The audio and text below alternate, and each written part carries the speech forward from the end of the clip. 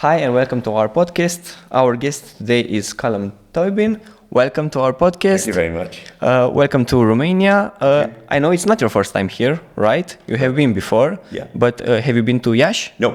So it's your first time here. It's only recently I learned how to pronounce it. Oh, okay. It was hard to pronounce it? Well, it was a bit of a shock. Why that? Because you think that the last vowel can be pronounced in full. So it would be Iași. Okay. That's why. I get it now. So, firstly, I would like to start by reminding you of something you have said before, something very interesting that really made me appreciate you more as a writer. You said that writing a novel is not a form of self-exploration, but a form of communication. And I didn't get that from a lot of writers. You feel like you're open to the readers, like you said, the books are for readers, right? How did you came to this conclusion, to this feeling? I suppose it's an old-fashioned idea now that you'd said about imagining a character. And the more you can imagine the character, the better and more intense and more complex and, I suppose, more profound the novel will be. The problem we have with this is that biography has got in the way. So that you read a biography of a writer, whose books you know, and you realize how much of the self is being used in the novel. So you realize that, certain things in Henry James even, that you think, well, he couldn't really be using. Well, yes, the whole idea of, elements of his cousin are so closely woven into the figure of, say, Isabel Archer in Portrait of a Lady, and those houses in that novel are places he had been personally. We can prove this. So then it becomes the idea that the more you can hide, the more you can disguise yourself, the further away from you the novel is, probably the better the book is in trying to imagine other lives by enriching them with elements of your own sensibility. But the page is not a mirror. You can look all you want at the page, it's blank, and your job is to fill it. Also, I'm not very interested. So writing a memoir, writing a novel about my own life, I don't really have a life. I just, like everybody else, I just get up in the morning, usually, and get on with the day, but you can hardly call that a life. So when you started writing, as you said, you didn't want to put your biography there, your life there, but what get your attention? What made you start writing? Yeah, it's interesting. It is in some ways a mysterious impulse, but in other ways it's clear. I began to imagine a character. Like that character stayed in my mind. Weeks went by, a month went by, more went by, and there she is still, until the impulse is further, not merely to imagine, but to find a rhythm that would actually describe what this life of hers has been like. Now, in that first novel I wrote, obviously she lives in an apartment in Barcelona that I had once lived in. I give her funny little connections, but she is imagined, she's not me. And my job over a month, maybe a year, is to write nothing and not to tell anybody anything, just to keep it going. At the strangest moments, you get a new idea for the same story. Don't take notes, because notes are only things you want to forget. Therefore, you keep going in this very pure space, because you're not writing anything, allowing her to grow and grow. I mean, it's like a pregnancy, except it's not at all like a pregnancy. But it is a pregnancy, like a pregnancy in the sense that the 9 months gestation period is probably right. And what you have then is some tentative way of beginning, because you have enough. You have the character, you have some situations, you have some scenes, you have some possibility of a story, of something being told, and then you set to work. But it's sometimes when you set to work, it's almost like melody, that you suddenly get watching this. Everyone talks about it. This wonderful Beatles documentary, where you watch the Beatles. Suddenly, one moment, George Harrison is going, something in the way, And they go, hold on, something in the way she moves. And then he can't get the rest of the song. And then suddenly someone says, and then they make up some, and then, it goes, okay, dong, and then someone goes, dong, dong, dong, dong, dong, and that gets out. So that's maybe John Lennon. And then Paul McCartney is just sort of sitting there bored because someone else has written a song. And George Harrison is very excited. He won't even look at Paul McCartney. He looks at John Lennon and he goes, okay, we'll go again. Something in the way she moves attracts me like the table here, just to get the... And then suddenly he says, after a good while, attracts me like no other lover. And it seems so natural, but it wasn't there a minute ago. And literally the camera is on him as he thinks of this. It's a very unusual moment in creativity because normally this is so shadowy and unremembered, because it's just happened in a second. So you had a character, a house, a lover. No, not a lover. A character, a house. And slowly it comes into being. I noticed that when you're talking about the process of writing, you're using a lot of comparisons to music, a lot of elements from music. And I have read that you also have written an opera libretto, if I'm not mistaken. It's on now. Okay, so my question is, how do you see all of this connected? Literature, writing, music, composition? The problem really is that I'm a girl who can't say no. So here I'm doing all these interviews. It's the same idea that I wrote a libretto because somebody asked me to. And instead of saying no, I said, that sounds interesting. And then I do it. No, then I don't do it. Sorry, then I don't do it. And then someone says, where's the libretto? And then, everyone else is going to a football match. And I have to stay home and write a libretto.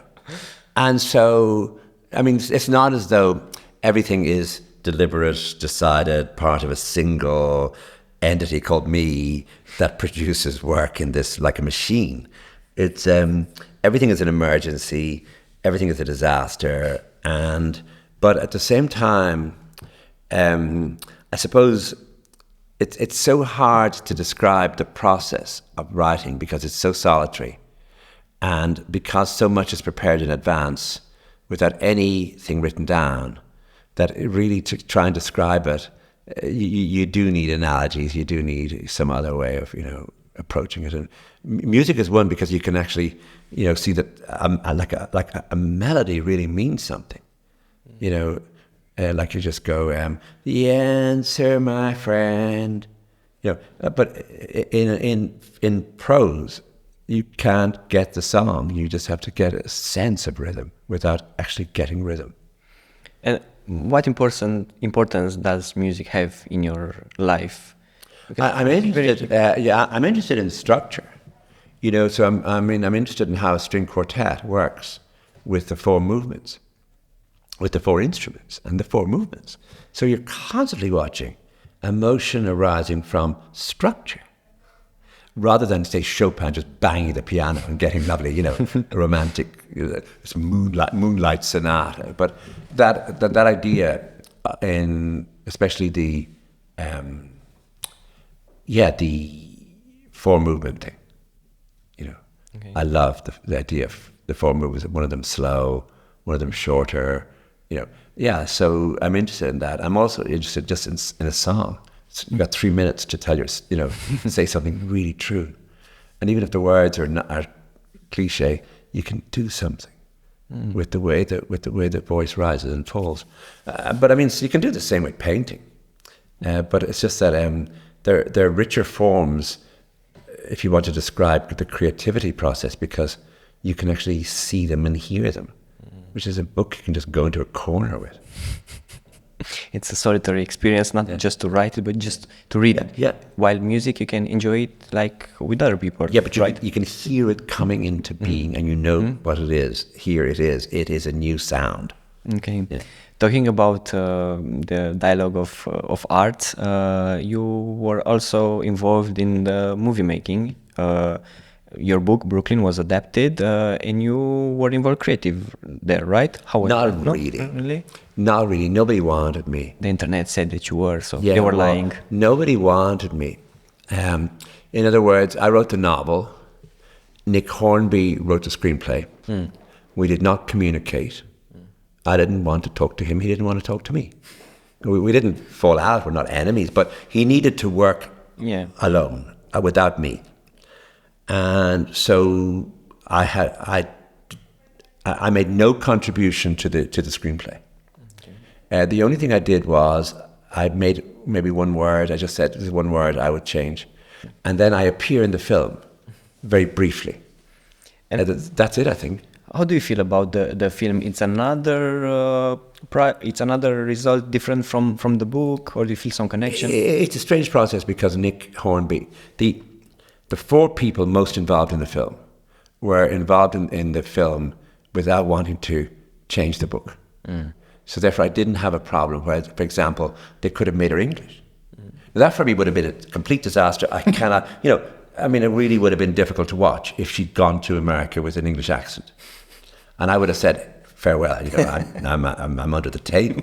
In other words, nothing like that happened.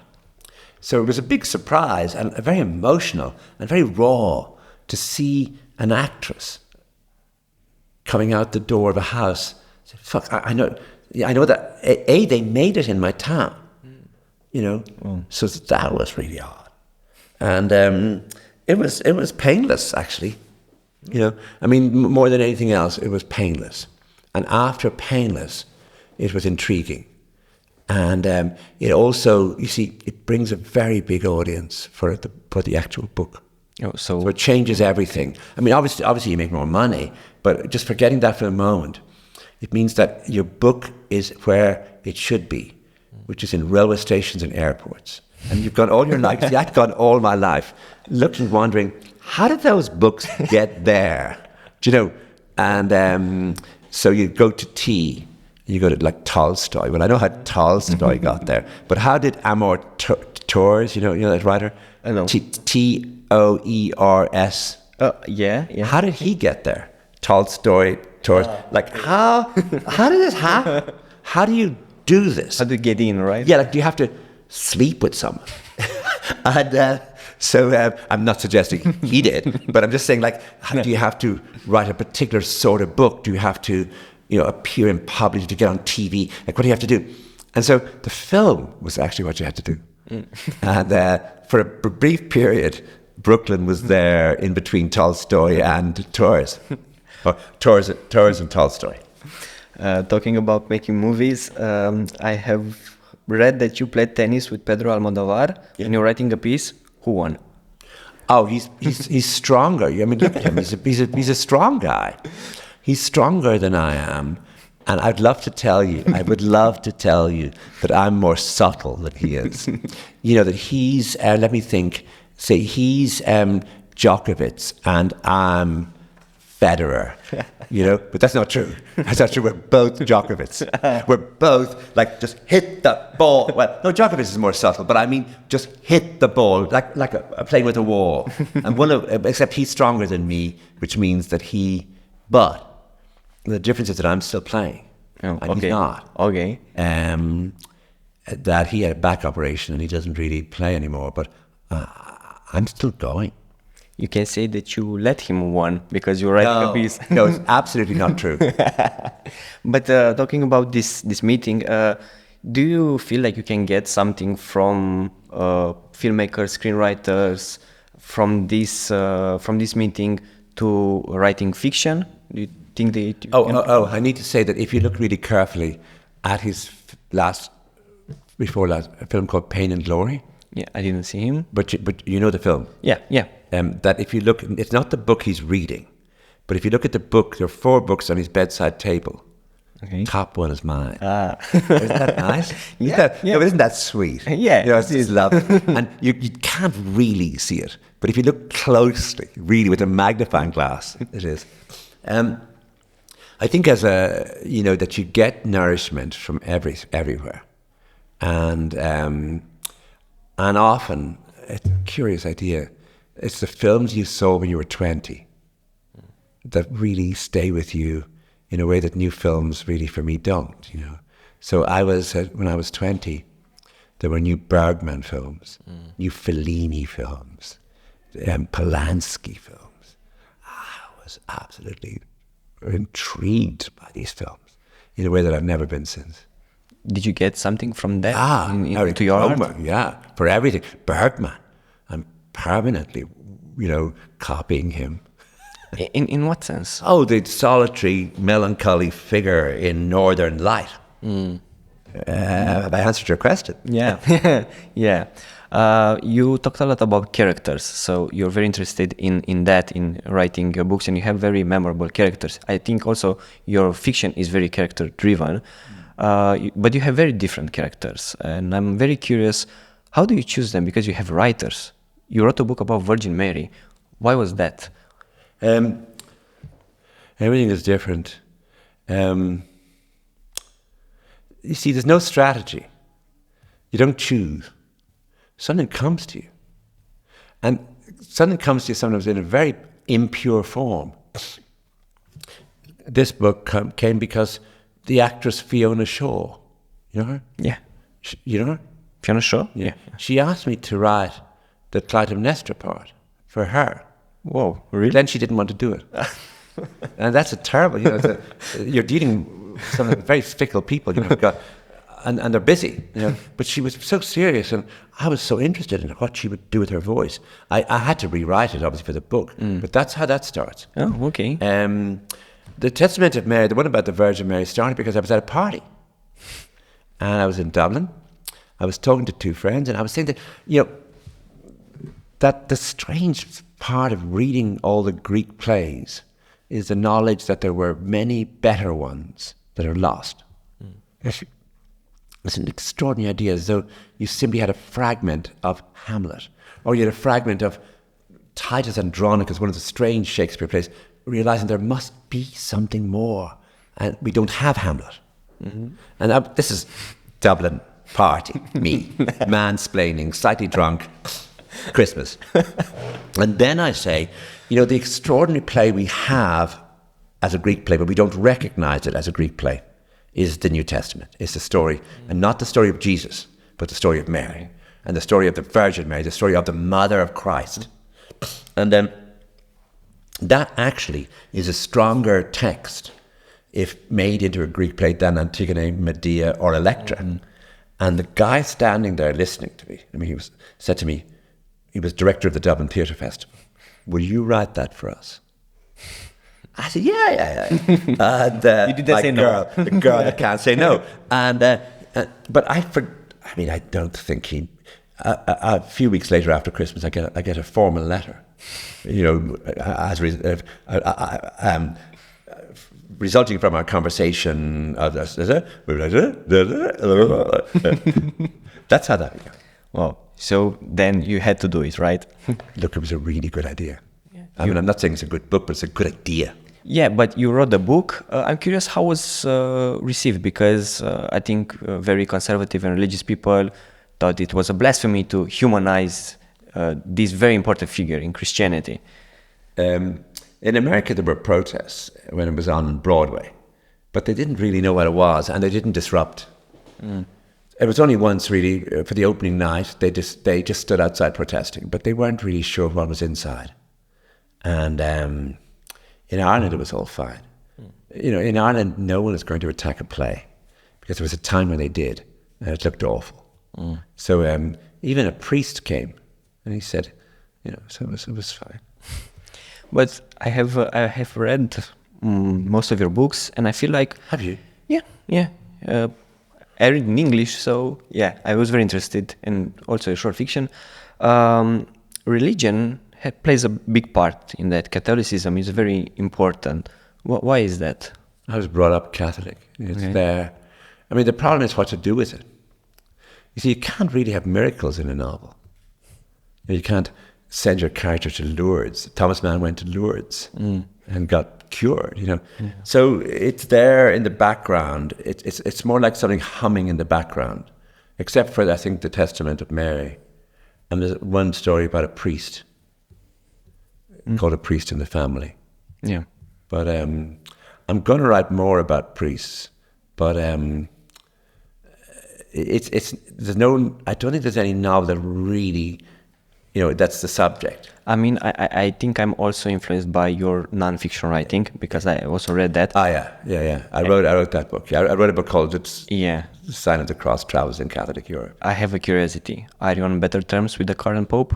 Because you said that you're not very. No. I mean, he's interesting because he's got a strange liberal side to him, but his record in Argentina is really horrific, and it's an example of how you can reinvent yourself. And it's not, novelists are not writing about this enough in their novels. How, Francisco was a very different figure in Buenos Aires. For example, he never, ever smiled. There's no photograph of him smiling. He had never been seen to smile until the day he became Pope. When he said, Buonasera Roma, whatever he said, hey! But up to then, he was the most serious Jesuit. And you can watch 6 hours of him on YouTube, where he's, just like this, he's giving evidence about the disappearances. And he's a very different man.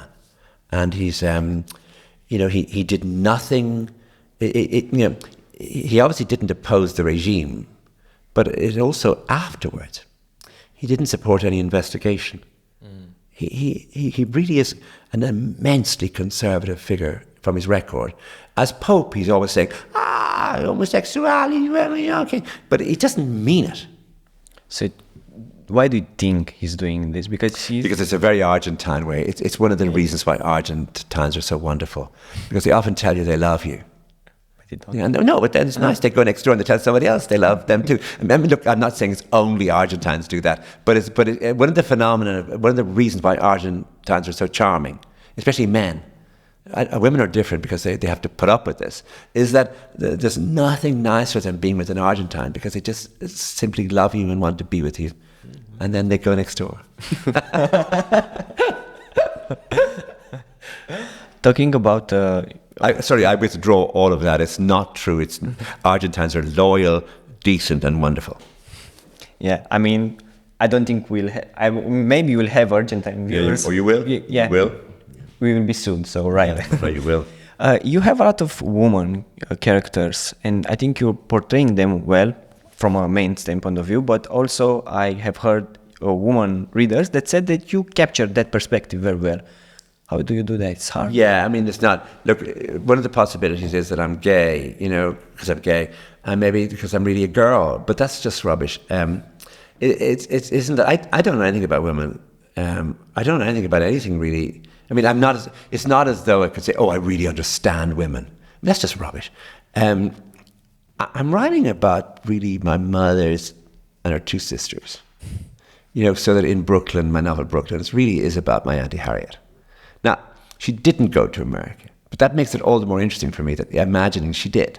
But it's a sort of person, what she talked about, her voice, her tone. So it's not women. It's not a generic thing. It's just that I started thinking about, and, my Auntie Harriet was around the house. She was my mother's younger sister. So, we never called her even Auntie. We called her Harriet. And I call her Auntie Harriet now, because just to make it clear. But she was like our older sister. But she had always had a lot to say that was very interesting. And her other sister and my father's sister, they were all in the house. So I was just a little boy listening, and I still am a little boy listening. You paid attention, right? Well, it was just too interesting not to. Okay. And you said that you're still doing this, right? You're paying a lot of attention. No, I'm a little boy in the corner listening, watching. Why Henry James and Thomas Mann? What drew you to write about other writers' life? Because both of them were so filled with ambiguity and complexity and contradiction, so that you really can't, everything you would say about Henry James, the opposite is true. In other words, his father was very rich and left him money, but he was always pretending he was poor. He loved his family. He got away from them as quickly as he could and stayed away. He was homosexual, but his best friends were women. He everything you want to think about him, there's always something else to say. I think that what haunted him was deeply unresolved and remained so. And his novels were not ways of healing, but were ways of exploiting the lack of resolution. And the same is true, more or less the same is true about Thomas Mann, everything I've just said. And except with Thomas Mann, his politics were much more. Henry James didn't really have politics in the same way. But also what's really interesting is Henry James, because he was born in 1843 and died in 1916, he really lives in a time of peace. Yeah. And those wars with Thomas Mann, he was born in 1875, so there he is in 1914, and there he is again in 1939. So the two wars really, really affected him in ways which are very interesting. I mean, ambiguous. So there were two complex figures. I was also interested in shadowy homosexuality. You know, in other words, that neither men were known to be homosexual in their lives, except by a very small group. But then they left so many signs. Mann left his diaries, and James has letters that are really almost explicit. And you start rereading the work in the light of the diary or the letter. So the biography becomes important here. And you suddenly realize that Buddenbrooks is really young Hanno is a young homosexual. You start looking again and you realize, wow, here it is in Dr. Faustus, Adrian Leverkusen is homosexual. And you go, huh. And you go looking at Henry James, at all of those figures in his novels. And so you suddenly, but it's a game of light and shade, of almost disguise, concealment, and revelation. And so it's interesting. You can work with it.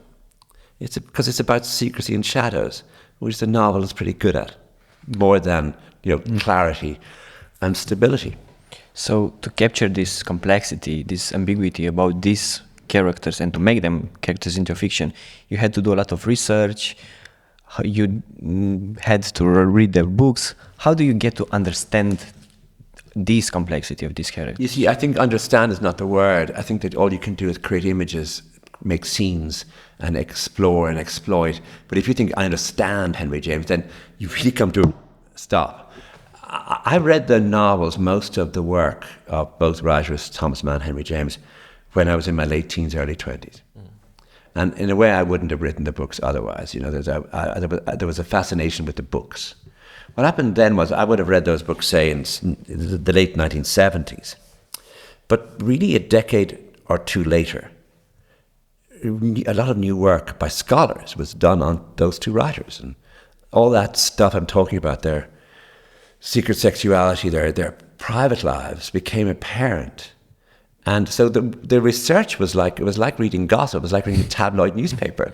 Oh my God, look at this letter, look at this, ooh. And, so that you could, there were moments of really thinking, this is the most interesting thing that has happened all year, me reading this letter. Wow. So in the year 2000, Henry James wrote, I think, 70 letters to a man called Heinrich Andersen. Now, the first thing you need to do is you need to see a photograph of the two of them. And you realize James is sort of fat and small, and Heinrich Andersen is tall and Norwegian. And James really loved him. And he really, there's an absolute physical thing. And they're both unmarried. Andersen is much younger. So Andersen is, say, 25, James is 55. And he begins to write to him. And the James family forbid those letters from after Henry James's death from being published. So he writes to the James family in 1930 to say, I have these great letters. And they said, burn them, bury them, do what you want, but you're not publishing them. Because, well, Andersen under copyright law owned the actual paper of the letters. The James family owned the words. It's copyright. So they weren't published until 70 years later, until 2000. And that was a big revelation. Yeah. So I can work with that. Yeah, and it helps you to, as I said, capture that repressed sexuality. Yeah. But talking about Thomas Mann politics, that's a big subject in this book because he has a lot of pain, shame, guilt maybe. also when he's comparing with his children that are much more vocal against the Nazis. It was hard to capture the politics of Thomas Mann. Yes, that the important. What you do is you don't think about that. You find an image. So he's in Bad Tölz in Germany on the outside Munich in Bavaria in August 1940. So that seems normal. That's where he went. You then have to begin to think, how did he learn the war had broken out? Who was he talking to? And then I went there. So I walked up and down the street. And of course I saw that there was a man at a door. So, imagine he's there in 1914, but he's really military. He's really ready to attack France. This man maybe owns a newsagent or owns a toy shop or something. And man comes every day and starts talking to him. And you just get those conversations where you get all the arguments about France and Germany's surrounded by its enemies and all that, paranoia that will make such a difference. And so you do it in that. And you have Thomas Mann going back into Munich, seeing people in uniform and going back into his library and realizing that all those German books and all that poetry, all that beauty, all that strange, delicate beauty, all that yearning is under pressure now from Russia, from the barbarians to the to the east, and France, it's a civilization but not a culture. He starts to make really stupid distinctions. I mean, there's no distinction more stupid than the one between civilization and culture, as though culture has roots and civilization is merely a sort of surface glamour. But he writes all this. He spends the 4 years of the war writing this nonsense. Out of it, he gets the Magic Mountain, but so it's that is also the problem of his willingness to speak against the Nazi regime, and he is very reluctant to do that.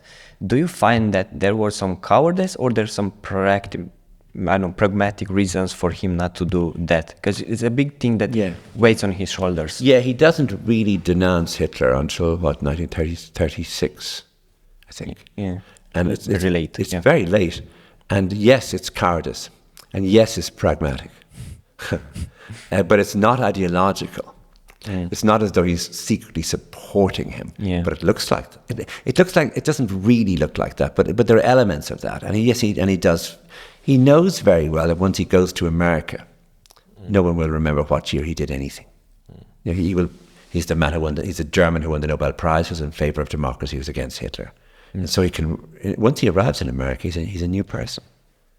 Yeah, but I really liked how you captured this problem. I found it very interesting. I didn't know that much about it because I didn't read history books about Thomas Mann politics. And I think it's a very important part of his public life, but also his personal life. And I think it's very good how you do but I mean, you have to always remember that you're a novelist. That you're not a biographer. But no, it's really tempting sometimes in a paragraph to give a sort of an analysis of something. You just cut. I cut 50,000 words from that book. So I cut 150 pages from that book. Do you do this often? You edit a lot your books? I did it. No, not much. I did it again with the most recent novel.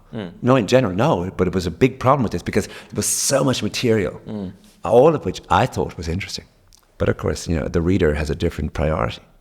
I mean, and the editor, I think, also. Yeah, the editors were helpful. They were very sweet, and said, but I cut more than they wanted. Okay. So we had a couple of days ago, we had on this podcast Nisha Dolan. And, did you? Yeah, it was our first guest. Yes. Yeah, and I asked her a question, and I promised her I will also question you also. You lived around Europe, you lived in America, right? She also have lived in other countries, and I have this curiosity about Irish writers. It's like a trademark, really, for good Irish writers to live abroad, to talk about exile, to travel a lot. Is this a thing there? Why is that? I think it's happening less and less. John Banville, for example, has lived all his life in Dublin.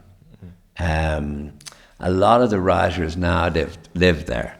And so it's lovely that Nisha is in Berlin. And and there are a few other writers living in Berlin as well, Irish writers living in Berlin. But I think really what you're talking about is the great example of James Joyce and the great example of Samuel Beckett. And we live in their shadow to that extent. You see, it isn't just a question of exile; it's a question of flying over England.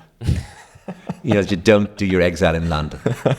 Imagine if Joyce had lived his life in London rather than Trieste or Paris, or Beckett had decided to live in Leeds, or Yorkshire.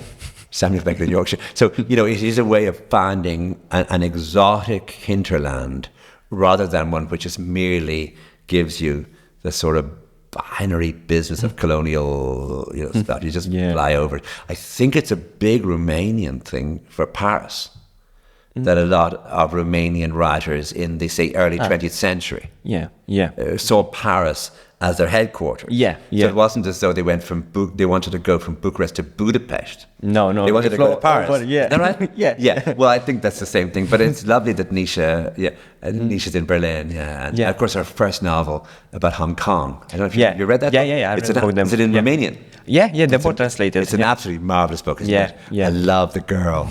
She'll do anything. Oh, yeah. And you also recommended her second novel. The second novel. I think she's wonderful. I found it very, very nice that you are an established writer, known worldwide, but you also like to highlight new, young writers. Yeah, but stop saying worldwide. I mean, there are parts of, just think of Siberia where no one's ever heard of anyone. Yeah. But I mean, no, seriously. Look, these. It was just great that somebody was writing this. It was writing that well and writing a new. See, I was an English language teacher. I went to Barcelona. I was looking for somewhere to live, so I sort of knew that world. But I'd never worked out a way to write about it like that. I loved her English man. Yeah, he's such a great fellow, isn't he? He's so useless. Yeah, she also has some great characters. Yeah, so she's great. I had the same conversation with her about starting from characters. Yeah, it's very interesting that you also have this attraction to construct characters. Yeah. I don't know if it's an Irish thing or it's just a coincidence, but it's very great to do that. Yeah. So thank you so much for being here for the discussion. It was very nice. Okay, and I hope you will be back soon to maybe make another interview. Okay, thank you very much. Thank you.